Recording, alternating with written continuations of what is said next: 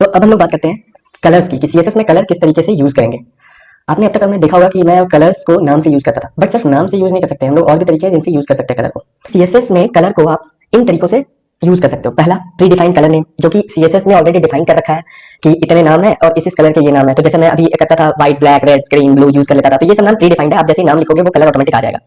दूसरा तरीका है आरजीबी, आरजीबी कोड लगाना। तीसरा तरीका है आरजीबी ए कोड से आप कर सकते हो। चौथा है हेक्स कोड से। पांचवा है एचएसएल कोड से। और छठा है एचएसएल ए कोड से।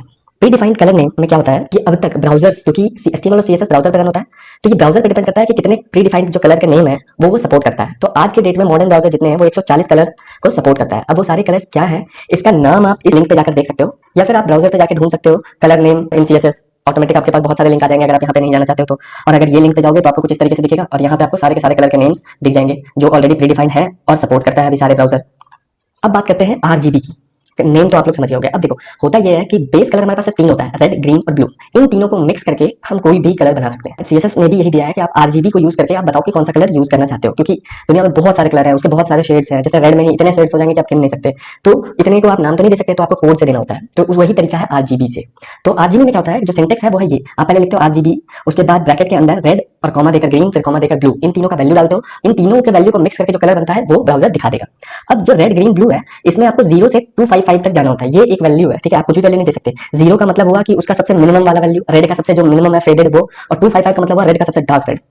ठीक है, उसी तरीके से ग्रीन और ब्लू के लिए है कि 255 अगर ग्रीन और ब्लू में देंगे तो उसका सबसे डार्क वाला शेड आएगा, और अगर 0 डालेंगे तो बिल्कुल हल्का वाला शेड आएगा। अब जैसे अब कैसे कलर कैसे बनता है ये देखो। अब अगर हम तीनों का 000 यूज करते हैं, मतलब एकदम हल्का वाला कलर, तो ब्लैक कलर बन जाता है। और अगर तीनों का सबसे डार्क वाला कलर यूज करेंगे तो वो बनता है व्हाइट कलर। ये अगर आप लोग पेंटिंग करते हो तो आप इसमें देखते हो कि दो कलर को मिक्स करते हैं तो तीसरा कलर बन जाता है। तो बिल्कुल उसी तरीके से है ये आरजीबी। अब मान लो सिर्फ मुझे रेड चाहिए, तो मैं क्या करता हूँ, रेड का 255 कर देता हूँ, बाकी को 0 कर देता हूँ। ग्रीन चाहिए तो बाकी को 0 कर देता हूँ, बीच वाले को जो ग्रीन वाला वैल्यू था उसको 255 कर देता हूँ, सेम ब्लू के साथ है। तो इस तरीके से हम लोग आरजीबी कलर कोड दिखा सकते हैं। जो वो मैं अभी आपको जो लिंक दिखाता हूँ उसमें देखोगे तो यहाँ पे हर एक कलर के लिए, यहाँ पे हर एक कलर के लिए आरजीबी कोड दिया गया है, और ये बिल्कुल उसी तरीके से यहाँ पे रेड, फिर ग्रीन, फिर ब्लू।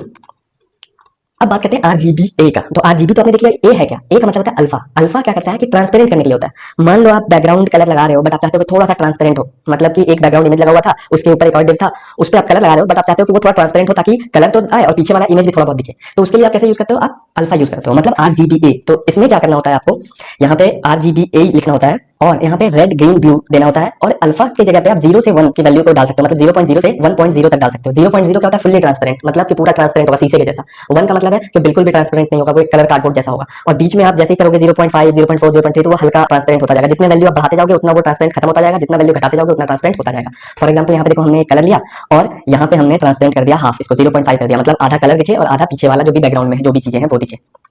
अब बात करते हैं हम लोग हेक्स कोड का। हेक्स कोड भी बिल्कुल उसी तरीके से है कि हम लोग आरजीबी से ही बनाते हैं। आप देखो इसका सिंटेक्स बस थोड़ा उल्टा है। इसमें हम लोग क्या करते हैं, हैश लिखते हैं और यहाँ पे 6 डिजिट का वो हमारे पास होता है डालने, 2 डिजिट इसमें रेड का होता है, 2 डिजिट इसमें ग्रीन का होता है और 2 डिजिट इसमें ब्लू का होता है। तो ये बनता आरजीबी से ही है, बट इसमें हम लोग हेक्साडेसिमल कोड यूज करते हैं। उसमें हम लोग क्या यूज कर रहे थे, नॉर्मल नंबर यूज कर रहे थे 0 से 255। इसमें हम लोग हेक्साडेसिमल यूज करते हैं।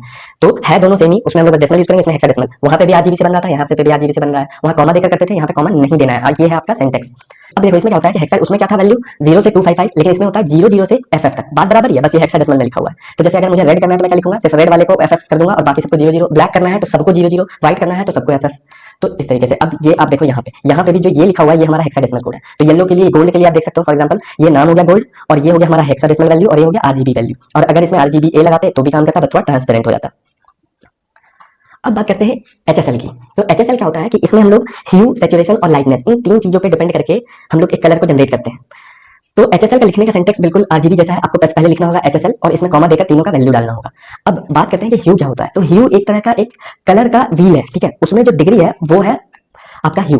देखो वो कुछ इस तरीके का कलर का डिग्री है, ठीक है। यहाँ पे कलर का व्हील मिल गया हमारे पास और हर एक डिग्री मिल गया। अब हर एक डिग्री पे देखो अलग अलग कलर है हमारे पास, तो वही है हमारा ह्यू। तो अब यहाँ पे देखो, यहाँ पे क्या लिखा है कि 0 से लेके, क्योंकि हमें 0 से लेके 360 डिग्री तक का हमें मिलता है एक सर्कल जिसमें वेरिएंट कलर होता है।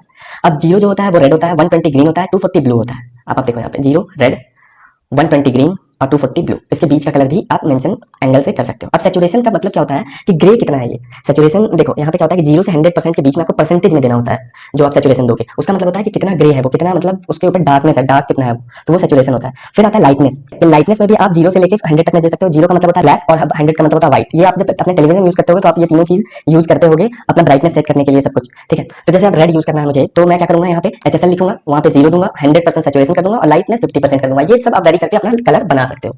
तो ये हो गया HSL। अब बात करते हैं HSLA का। तो इसमें भी बिल्कुल HSL नहीं होता है वो, बट उसमें अल्फा ऐड हो जाता है, मतलब वो ट्रांसपेरेंट वाला खेल यहाँ पे भी आ जाता है कि आप एक कॉमा करके 0.0 से 1.0 तक के वैल्यू में बीच में डालो। अगर 0.0 डालोगे तो फुल्ली ट्रांसपेरेंट है, 1 डालोगे तो पूरे तरीके से नॉन ट्रांसपेरेंट है। तो इस तरीके से आप कलर जनरेट कर सकते हो।